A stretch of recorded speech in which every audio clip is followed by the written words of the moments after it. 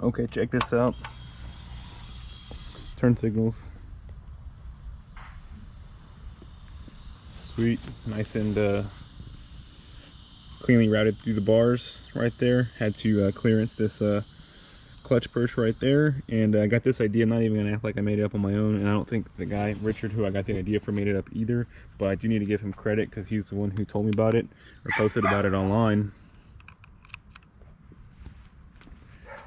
He's a parts reseller on Instagram, and he sells a lot of, you know, hard to find parts for dynos and things like that. So let me give him a quick shout out. This is the man who I got the idea from. It's his page. He sells a lot of stuff and makes a lot of like custom, has a lot of 10 sets, wheels, and does like a lot of custom like gauges and things like that. A lot of stuff. If you're into this kind of bikes, you definitely want to follow this guy because he has a lot of hard to find parts on his page. Anyways, thanks Richard for the idea. Definitely came out really sick. Yeah, I think that's just the cleanest thing. There's no wires. There are no wires anywhere that you can see outside. Nothing zip tied to the bars. Everything goes routed internally. So again, thanks Richard for the idea. Check him out on Instagram. You know, resells a lot of parts, good deals, hard to find stuff. I mean, dude, he's been a great help with ideas for this bike too. So thanks Richard, and check out his Instagram.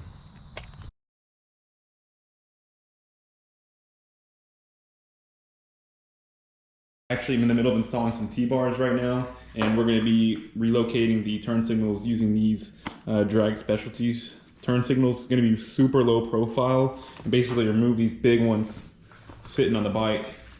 That's not, I mean, they're not terrible, but I mean, this one's going to be a lot more low profile. It's going to sit right under by the mirrors and kind of by the master cylinder on the grips of each side, and it's super small. I mean, look how small that light is right there. So that's kind of one of the ways it looks. These have actually already been relocated, and I got another dyno right here.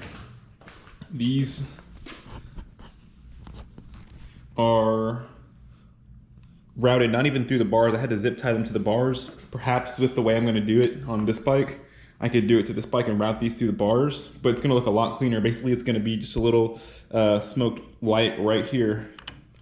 Maybe I'll pop it up on the screen what it looks like the after, but it's going to be a little light right there, and it's going to be super sick, super low profile. That's another bike. That's kind of, I mean, you see, these things are big and bulky. I mean, not the end of the world, but I think these are going to look a lot better. So follow along. We'll see how it's done. Again, this is the kit we're going to be using. It's from Drag Specialties. Oh, and if you guys haven't subscribed or seen the other videos, we relocated this speedometer. Got it off the risers. Going to be installing riser bushings. Going to be installing these T-bars. So it's all on the channel. Make sure to check out the channel for more videos. But this install, I know it'll work on dynos, obviously, because that's what we have here. Pretty sure it'll work on Sportsters and other models, but I know for sure it'll work on dynos. So this is what it is. It's just a small little light. This is the smoke lens version, and believe I have to look into it a little bit more, but it's just going to sit underneath, kind of like so. Real low profile, and that'll be the turn signals. So these actually provide lights. These are the upgraded ones. So I mean, I don't know if it's gonna be a bummer and be able to see less, but obviously we still have the LED headlights, so should be able to see fairly decent. But this is a decent, that's not even tight. This is a decent turn signal right there, because when it's running, it's actually white. So I like these, it's aftermarket. But this on the DX is gonna be a lot more low profile. And again, this is how it's gonna look.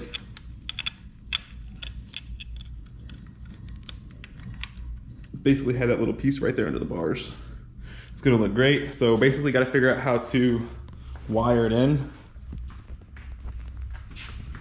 These are the two wires it has on it.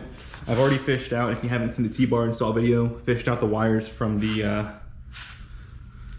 frame. And basically here's the wiring. If somebody's already tapped into it, this is definitely not stock. Got some electrical wire here. So I'm gonna undo this, because again, these have been relocated already. So I'm gonna tap into this, and it looks like we have a purple, black, and a blue. This is the one we're installing, so it's got black and purple. So I imagine we'll just match up the black and purple on the wiring and it'll be set. I'm not sure what the blue is for. I'll have to look into that, but I'll kind of test it before I solidify everything. But basically, we're gonna have to de-pin also, kind of part of the T-bar install. We're gonna have to de-pin this connector for the hand controls.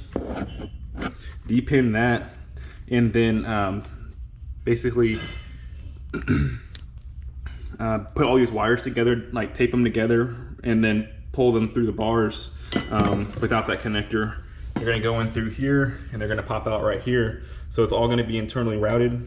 You're not even gonna be able to see them, and it's gonna look really sick. So we'll pull it out through the bars, go back into the neck, and pull it back down through the frame, and you will not see the wiring. You're just gonna see this little black piece. I think it's gonna look sick, so follow along. Again, check out the channel for other videos. I think if you guys like this video, you're gonna like the other videos we have on the channel. Looking to do a lot of things to this DX, so follow along, guys, and we'll show you how it's done.